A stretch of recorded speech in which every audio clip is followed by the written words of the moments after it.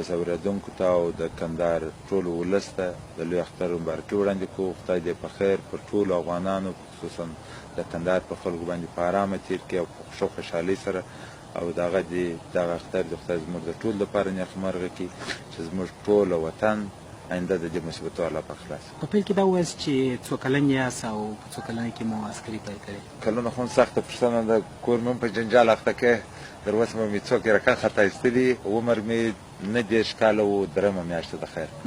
عسکري مې د 11 کلنۍ څخه 11 په مابینځ کې هغه وخت چې طالبان په 94 کې نوي را پیدا سوه، کوم وخت چې دوی وجود را پیدا کړي د پاکستان لخوا د دوی سره کرنل امام و ځینې خلک نور وو. دوی یو قطار ایر کړی و چې بیا یې ترکمنستان ته د پاکستان د موادو زما اکا د لې وظیفه درلوده د تخپل ولسوالیو په دغه منطقو کې. بیا موږ د دوی سره په برخورد اخته سو. بیا په هغه کې د 3 ورځو جنګ بعد ما اکا منصور د 30 کس سره په شهادت ورسېدی. کندهار طالبانو ونیوی. هغه وخت موږ لا په تقابل کې په جنګ اخته وو. د کندهار ښار ځینې قومندانانو د دوی سره کومک یا د پاکستان د ایسای پامنګي یا د هغه وخت د مرکزي حکومت چې استاد رباني شیدې په راس کې وو، هر یو خپلو قومندانانو ته وویل چې ورته تسلیم یې کړي. نو کندهار سقوط سو. د هغه بعد د پیښه رامنځته سو. کوم وخت چې زما اکا منصور شهید سو، بیا زه ولاړم لږ وخت لپاره پاکستان ته. د پاکستان څخه بیا ولاړم مقاومت په دوره کې په کابل کې او په هرات. بیا هرات سقوط سو. د هرات څخه بعد بیا رالو کابل. ولو چې بیا کابل هم سقوط سو، ولاړو بلخشان او کندوز دا ځای. طبعا واده مو کړی. څومره بچیان لري؟ په دې کې څو نارینه دي او څو ښځې ده؟ 6 زامن لرم، 7 لوڼې لرم او مشر زوی مې اوس پوهنتون وایي. هغه کوچنی نجونې هم په مکتبو کې هغه د مالي مکتب کې دي د کلي. همیشه مو وخت د امنیت په ساتلو کې تېرېږي. د کورنۍ د غړو ماشومانو دوستانو ته هم کله کله وخت ورباسي؟ یاره د کورنۍ غړي که درته ووایم، ما خپل یو زوی 1 کال بعد وړه ورځ ولیدې چې دی راغلی و دلیا. زما د بل کشر ورور دی، د هغه سره راغلی و. دا مشکلات لرو. دا مشکلات ډېر دي او سخت دي او دا مې وطن دی مجبور یې تکلیف پر ځان وړو. د خپلو دوستانو قربانو دا اوس د شام لرې پاتې یو. خپله سپین سره یو مور مې ده، موږ ډېر په کښوالي اطمینان شوي. زه د 7 کالو به ولم چې زه اطمینان شوی زما پلار شورویان شهید کړی. در اوسه پورې موږ دې کوچني رالوی په نو څو زامتونه به سکشلي. خو کوم وخت راشي چې زه کندهار ته راغلم، زه دا په 3 میاشتې 2 میاشتې 2 میاشتې کې وخت هغه هم دی راځي دلې شپه او 2 دلې را سره وکړي بیا برته ځي. وینه مې خپله خو نه خلاصوي چې د بولدک ولسوالۍ ته ولاړ شم، هلته د کور ځای ته دلې اوسېږو. څه ډول موسیقي خوښوئ؟ په لوبو کې دې کومه لوبه خوښه ده او د لوبو لپاره کوم وخت ځانګړی کوئ؟ لوبو کې مې فوټبال خوښ و، خو اوس د هغه سم فوټبال به چیرې وکړو، چیرې به یې ووینو. که ورځو د فوټبال بازۍ له زموږ د لاسه نور ځوانانو خلک تهدیدېږي. خدای نکرده یو شی پېښ نه شي. ډېر وخت کې چې لرې پاتې شوي 14 کاله کېږي چې دا شرایط دغه ایسوله نور نه یې چندانې فوټبال بازۍ ته ورغلي. په دا 6 کاله کې زه 1 ورځ ورغلم د فوټبال بازۍ ته د کندهار غازي سټېډیم ته، بیا نه یم ورغلی. اوس غواړم ستا ځینې خاطرې واورم. اول د ژوند ترخې شېبې دې راته ووایه، یا په بل اصطلاح بده ورځ دې کومه ورځ وه؟ بدې ورځې ډېرې راغلي دي، ښې ورځې هم راغلي دي، بدې هم راغلي دي. هغه هم بده وه چې کیسه مې درته وکړه چې زما اکا د 20 کس سره زموږ د فامیل او د نورو دوستان سره شهید سو. د کور مشر هم زه پاته سوم. دا دونه غټ فامیل کندهار هم تروریستان یې ونیوی، پاکستانیان ونیوی او مشران مې هم ولاړو. موږ بې سرنوشته پاته سو. ډېره بده ورځ او بدې خاطرې وې. خپله د جګړې پر مهال دې ترخه شېبه کومه شېبه وه؟ د جګړې پر مهال باندې په 2004 کې یو وخت د سامي غره ته تللي وو. ډېر ملګري و روان وو. یو طالب مې نیولی و، هغه خطا یې سو چې په دې ځای کې زموږ مرکز دی. نو موږ ولا نور ملګري مې هلته د مرکز دی، موږ راځه راویښ. موږ یو غلطیا وکړله، د دې ځای پر پښو ورسره روان سو. بس موږ د ډېر ځای په موټان کې بیا پر پښو د هغه ځای هغه چې ولاړو 2 کسه وو پر پښو باندې. دا شپه مې ټوله مزل وکړي. دا بله ورځ 2 بجې ته چې دا ځای ته رسېدو 14 کسه پاس هغه ځای ته شوه سو. هغه مې پښې تڼاکې بهرحال ته میسره پاتې سو. راوتلی هم نه سو، بند هم پاتې سو، خپله راختلی نه سو. هغه ډېره سخته ورځ وه. او بیا په هغه کې په سپین بولدک کې د فرانسوي سپیشل فورس قوتونه پراته وه. بیا د ډېر تکلیف په بعد موږ مجبوره سو هغو ته مې زنګ ووالی، په کوردیناتو فشار مې ورکړه. بیا د هغو تیارې رالې او څو ځایونه په بمانو راته وویشت او هغو حمایه کړو. بیا موږ بېلمې پر حیوانانو باندې ځانونه وتړی، د کم راووتو دغه درې څخه چې راوتی نو د پښو د حرکته لوېدلي. نو دا ډېرې ترخه شېبه وه.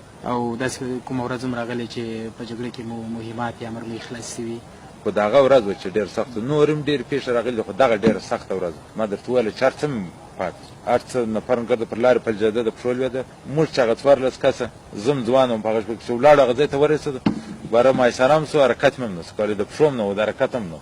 تاسې په زړورتیا او دلاورۍ کې په افغانستان کې شهرت لرئ داسې کومه ورځ راغلې ده چې بیرېدلې بیره به سړی یو مسلمان د الله څخه هر څه چې کوي په دې باید چې پوه شو چې الله پیدا کړي په ناکیي مې دا دونې تکلیفونه که د خلکو په وس وشي زه په 10-15 کال مخه لا نه اوس هغه شی راسته څه سوی دی هېڅ په زړه کې مې دا نه راګرځي چې دا به درپېښ څه چې الله کوي هغه کېږي خپل کوشش کوو داسې هم نه دی چې ځان د بام راغورځو چې زه الله نه یم خوښ کړی نو زه دا نه غورځم که لاس ماتېږي کوم پښه خپل کوشش کوو چې الله پاک څه کړي هغه کېږي څوک یې په چا وای نه شي نه په پټاو بیرېږم نه باک په کېږي نو دا چې اوس انتحاري اوسو څومره چاودنې سوي دي شخصا تاسو چاودنې د 15 ډېره باندې سوي دي دا داسې چې موټر مې په راکټ لګېدلی دی داسې چې پر موټر مې بم پټاو سوی دی داسې چې مخ ته موټر روان دی د بیټګټانو مې نتولی دی په کمین کې راګیر سوي او انتحاري حملې راباندې سوي دي پر موټر مې سوي دي یو وار نه څو وار مخامخ داسې د خلکو په تعمیرانو کې راباندې سوي دي حملې راباندې سوي دي اوس د یو څه راجسه وم هېڅ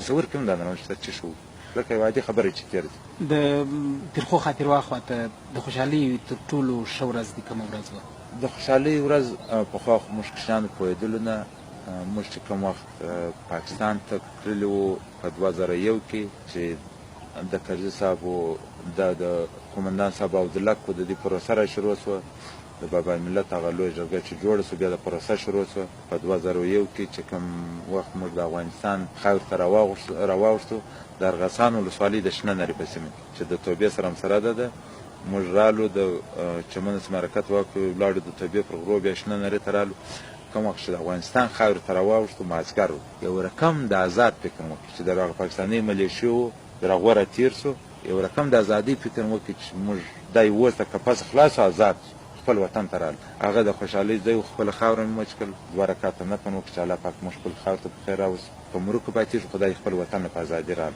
تاسې سره دي چې په کندهار کې ډېر مصروفه یاست کله کله په ګاونډیو ولایتونو کې ماموریتونه لري په 40 ساعتونو کې څو ساعت خوب کوئ وخت نا وخت 3 ساعت وخت نا وخت 15 ساعت 4.5 ساعت 3.5 ساعت 4 ساعت خو د شپې در یو نیم بجې نورماله کار په سیزن د جنګ چې دوبي غرمه معلوم بیا 1 ساعت 3 پاو داسې بېدېږي نو او په ژمي کې لا ښه خوب مې 15-16 ساعته کوی اوس یې بالا نه شو کولی در 4.5 چا ډېرې وکړو تر تاسې مخکې کندهار ته ډېر نور امنیه قومندانان راغله خو ستاسې په ډول بریالي نه شول ستاسې د بریالیتوب راز په څه کې در ډېره ځای به زه دا شی د کندهار خلکو ته راجع کړم چې کور یې ودان د کندهار خلکو زموږ سره کومک وکړي خصوصا ځوانانو ډېر کومک را سره وکړي کوم وخت چې زه کندهار ته راتلم په کندهار په امنیتي ارګانو کې د کندهار د ځوانانو څه فیصدي ډېر که 0 نه وان 0 په کندهار کې موږ 14 کسه 80 کس ضابطان درلوده په هغه کې 14 کس کندهاري ضابطان او افسران موجود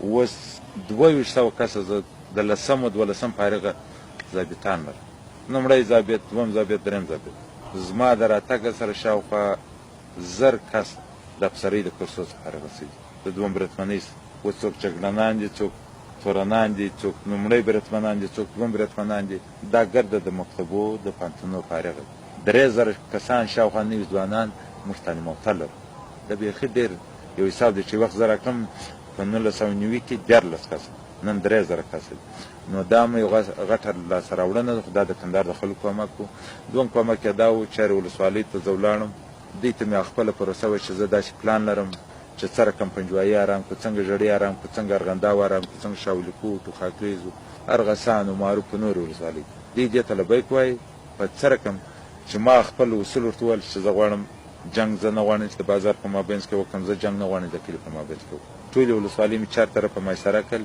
خپله به ورسره وم په هغه شپو کې ډېر استفاده موږ د سرحدي قوتو څخه کول چې دلته په پولیس کې موږ ډېر ښه قوت نه درلود موږ نوي راغلي وو د هغو په کومک ولاړو ژړۍ مې 4 طرفه مایسره کړل کلي مې پاک کړل د مینو سم پاک کړل خلک مې راوایي سره مالي پولیس ته مې راوست په ژړۍ کې چې موږ راکړلو 15 کسه مالي پولیس نه و او په 2 میاشتو کې موږ هلته 600 مالي پولیس وو ژړۍ ارامه سو امریکایي قواوې مې جنان وایستلې نظامه مې جنان وایسته اردو مې جنې کم خپله د ژړۍ خلکو ژړۍ ارامه وسو عین شی په پنجوایي کې موږ وکړو عین شی ولاړو په میوند کې په ارغنداو نو دا د کندهار د خلکو کومک و او دوی ته مې دا وویل چې موږ دلته نه د غلا دپاره راځو دلته موږ ستاسې خدمتګار یو ستاسې بچیان موږ باداران نه یو تا مخکې وویل چې د څو بمي چاودنو سره مخامخ شوي یاست په هغه کې خوښ شوي هم یاست دغه چاودنو یا دغه کېدو ستا پر صحت باندې کوم تاثیر کړی دی اوس؟ یاره دا چې شکر دی تاثیر یې نه دی راباندې کړی. تېر کال په روزګان کې څه مریض شولم، ډېرې شپې بدخوابۍ مې کاټ کړلې، ډېر بد حالات و. هغه یې څه احسان دی. وخت نه وخت د شپې غاښونه راسه چټل کېږي، د ورځې مې غاښونه ټینګ نیولي.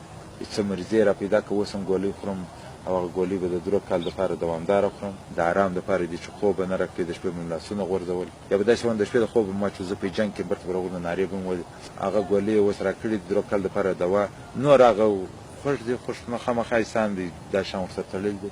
خو داسې بد تاثیر یې نه دی راباندې کړی. هغه ټپونه چې هغه ټوله جوړ شوي دي، کوم پښه خوږ وه، کوم لاسونه وه، کوم مخ، هغه وجود مو انشاءالله ټوله جوړ شوی دی.